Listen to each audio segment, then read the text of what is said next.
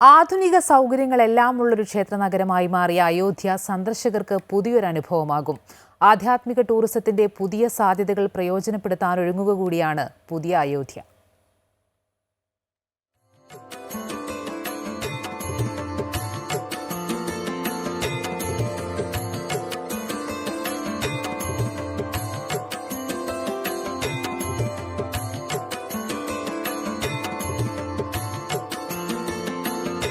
പഴയ ത്രേതായുഗ സ്മരണകളിലേക്ക് ഉണരുകയാണ് അയോധ്യ നഗരം.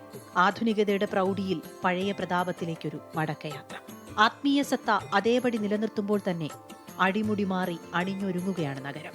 Vatican, Jerusalem, Cambodia തുടങ്ങിയ പ്രമുഖ തീർത്ഥാടന നഗരങ്ങളുടെ മാതൃകകൾ പഠിച്ച് സാംസ്കാരിക തനിമ ചോരാതെ പുതിയൊരു അയോധ്യ. ഇതിഹാസ പെരുമയുടെ ഓർമ്മകളിലേക്കും കഥകളിലേക്കുമുള്ളൊരു കവാടം പോലെയാകും പുതിയ അയോധ്യയുടെ ഓരോ തെരുവുകളും. ആത്മീയ വനവും രാമകഥാ പാർക്കും പഞ്ചവടി ദ്വീപുമെല്ലാം രാമായണ കഥയുടെ ആത്മാവിനെ അറിയാനുള്ള അവസരങ്ങളാകും. അന്നും ഇന്നും എന്നും അയോധ്യയുടെ ആത്മാവാണ് സരയൂ നദി. സരയൂ തീരങ്ങളിലെ സന്ധ്യാരതിക്ക് ഇനി ഭക്തലക്ഷങ്ങൾ സാക്ഷികളാകും. സരയൂ തീരത്തൊരുങ്ങുന്ന അയോധ്യ ഘട്ട് വിനോദസഞ്ചാരികൾക്ക് പുതിയൊരു അനുഭവമാകും. ഇതുൾപ്പെടെ കഴിഞ്ഞ 6 മാസം കൊണ്ട് വലിയ മാറ്റങ്ങളാണ് അയോധ്യയിലുണ്ടായത്.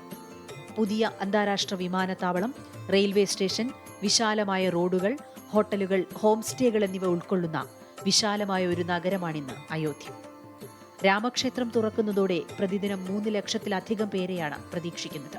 Ayodhya master plan 2031, vision Ayodhya 2047 എന്നിവയ്ക്ക് കീഴിൽ 250ഓളം പദ്ധതികളാണ് അയോധ്യയിൽ നടപ്പാക്കി വരുന്നത്. News desk, Amrita TV.